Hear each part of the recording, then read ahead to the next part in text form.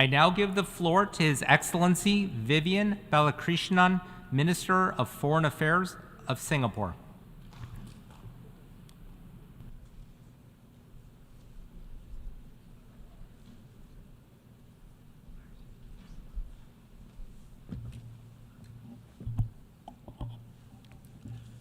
Mr. President, I congratulate His Excellency Dennis Francis on assuming the presidency of the 78th session of the General Assembly.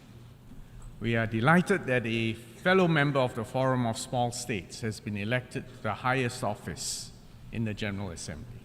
I also thank His Excellency Sabah Qureshi for his adept stewardship of the 77th session during a very challenging year. Our world is a troubled place. COVID-19 pandemic was a global test of equity, of governance, and of preparedness. But quite frankly, our world came up short. We're still dealing with its sequelae in healthcare, in education, and the long-term impact on our world economy and on global solidarity. The recent natural disasters, in fact, underline our common vulnerability as nations on the same planet. Nature is a force that does not respect borders.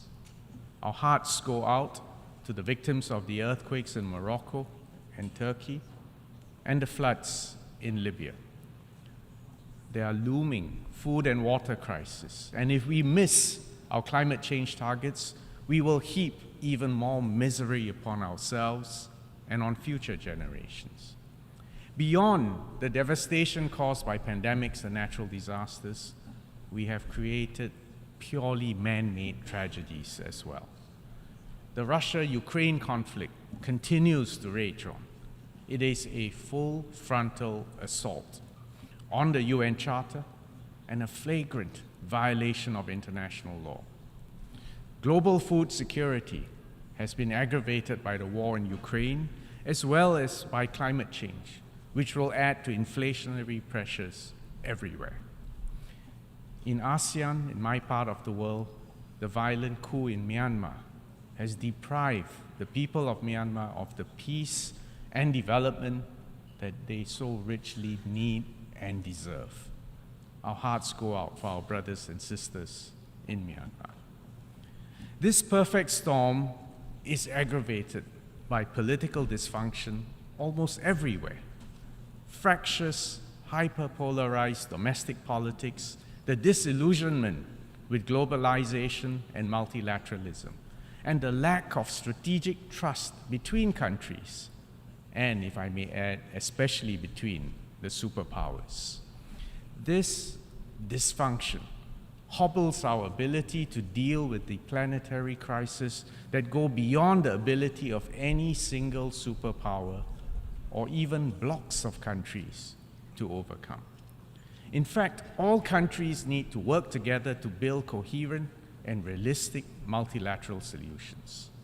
Singapore is a tiny, vulnerable, open island city-state, and therefore we have to strongly support the United Nations and the indispensable rules-based multilateral system. It provides a stable framework for us to thrive, to exercise our autonomy, and to chart our own future for our own people. I was glad to see the urgent focus on these issues during this year's high-level week. The SDG Summit shows that we have fallen behind our targets.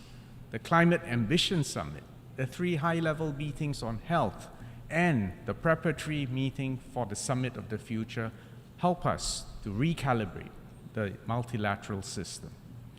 I wish to put forward 3 principles that should guide our collective efforts to make our multilateral system more resilient and ready for the future.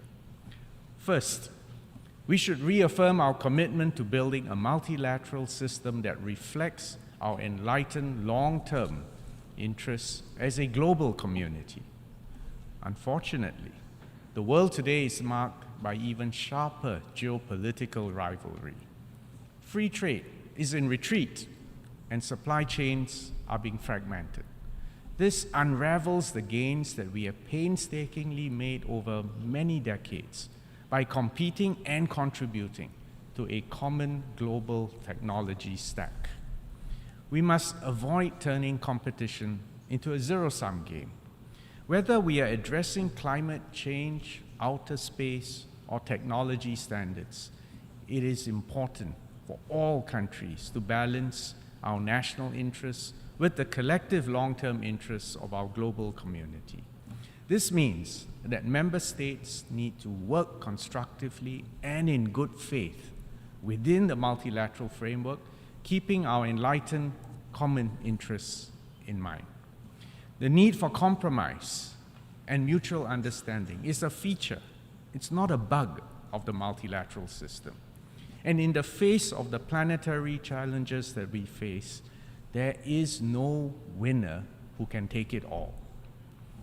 Second, UN member states should accept and respect the diversity of experiences, systems, concepts, and ideas within the multilateral system. And this is born out of our rich tapestry of cultures, religions, and social norms. We must recognize that there is no one-size-fits-all template for how a country should organize itself. No one has a monopoly on culture or wisdom. And we should resist the arrogant temptation to remake others in our own image. The rich diversity of peoples and nations everywhere, in fact, can lead to fertile cross-fertilization of ideas and development of even more policy options, and to deal with the many challenges that we face. The UN is an indispensable platform for countries to share our experiences in areas from sustainable development to human rights, and where we can learn from one another. The Summit of the Future gives us an opportunity to strengthen the multilateral system by taking into account diverse points of view and building a common framework for our future. The third point I want to make is that in the midst of the digital revolution, and especially the advent of artificial intelligence, we must prepare for both the risk and also distribute the benefits of these technologies more fairly. In the past year, generative AI, ChatGPT, has captured popular imagination. But actually, we are already on the verge of the next stage. AI agents with the ability to negotiate and transact with each other and with humans. And often you won't be able to tell the difference. This has profound implications on all our societies, on our politics, and our economies everywhere. And autonomous weapon systems without human fingers on the trigger are already with us. Witness the wars around us. And as Secretary General Antonio Guterres said at the opening of the General Assembly this week, quote, "Generative AI holds much promise, but it may also lead us across a Rubicon and into more danger than we can control," unquote. And this is especially so in the theater of war and peace. AI will fundamentally disrupt our assumptions on military doctrine and strategic deterrence. For example, the speed at which AI-enabled weapon systems can be almost instantaneously deployed and triggered will dramatically reduce decision times for our leaders. And there will be many occasions when humans may not even be in the firing loop, but we will be on the firing line. This would inevitably heighten the risk of unintended conflicts or the escalation of conflicts. During the Cold War, the sense of mutually assured destruction imposed mutual restraint, although we now know, in fact, there were several close shaves. This specter of nuclear escalation has not disappeared. And yet, the advent of artificial intelligence in conflict situations has actually increased the risk exponentially. So we must start an inclusive global dialogue, and we must start it at the United Nations. We need to urgently consider the oversight of such systems and the necessary precautions to avoid miscalculations. And in fact, this is just one facet of many as we focus our minds on how to harness the potential and to manage the risk of AI. Singapore welcomes the Secretary General's decision to convene a high-level advisory body on AI to explore these critical issues. Singapore actually is optimistic that the UN and the multilateral system will be up to the task of establishing norms on these fast-emerging critical technologies. The UN Open-Ended Working Group on ICT security, which happens to be chaired by Singapore, has made steady progress, and this offers some useful lessons for other areas, including AI. Singapore commits to continue to support all efforts to promote international cooperation and to strengthen global rules, norms, and principles in the digital domain. We also look forward to the adoption of the Global Digital Compact at the Summit of the Future in 2024. The reality is that many nations are not ready for the wave of digital transformation sweeping our world. We should not forget that even today, more than 2 billion people still have no internet access. And we need to work far harder to bridge that digital divide. As a tiny city-state, Singapore is committed to supporting other small states by raising awareness, sharing experiences, and building human capacity everywhere. In 2022, Singapore launched the Digital Force, a platform for members of the Forum of Small States to learn from and to mutually support each other in the area of digital technologies.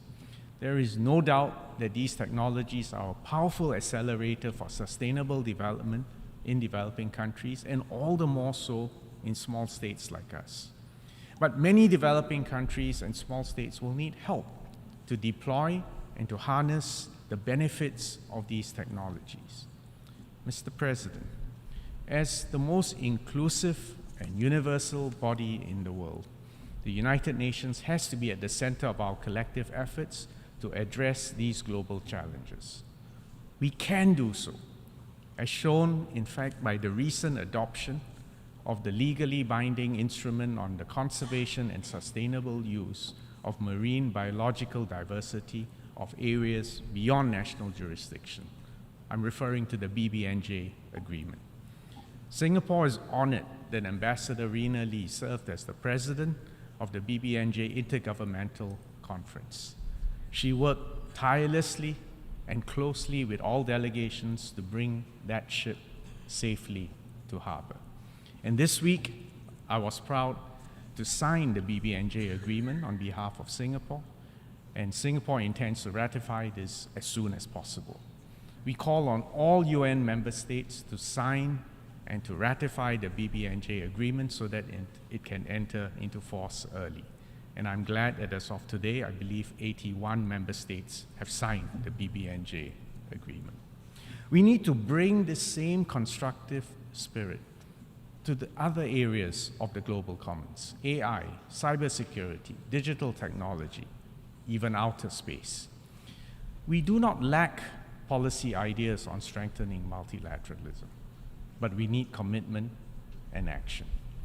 The High-Level Advisory Board on Effective Multilateralism has put forward 6 transformational shifts which will make the UN and the multilateral system future-ready. For many small states, our survival, our very success, requires a strong United Nations and an effective multilateral system founded on the UN Charter and international law and complied with by all states in the world. The Forum of Small States, chaired by Singapore, will continue to work with all states, large and small, to make the UN stronger and ready for the future. Mr. President, the Summit of the Future next year will be a crucial milestone to reposition the United Nations and the multilateral system for our future. This summit is also an opportunity to further accelerate the implementation of the SDGs. Singapore will work closely with all UN member states, and we will contribute constructively to this process. We call on all delegations everywhere to take a pragmatic and action-oriented approach towards the summit. It is not too late for us to work together to build a better, safer, and fairer world for all countries and especially for our future generations. Thank you very much.